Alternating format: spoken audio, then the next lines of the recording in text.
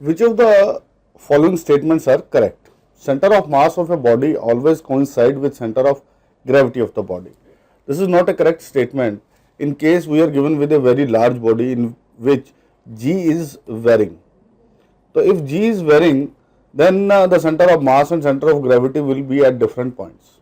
Okay. The next statement is center of mass of a body is a point at which total gravitational torque on the body is 0.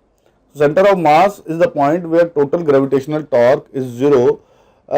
You can say this is more or less is a true statement. In this we are assuming that g is constant.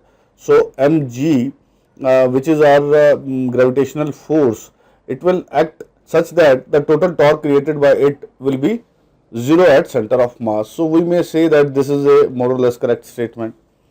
Next, a couple on a body produce both translational and rotational motion. It's not true.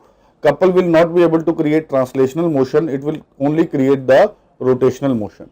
If we are given with a body and this is a couple which is acting on it, so it will the net force will be 0. So there will be no translational motion. So this is a wrong statement. And then the mechanical advantage greater than 1 means small effort can be used to lift a large load. This is true.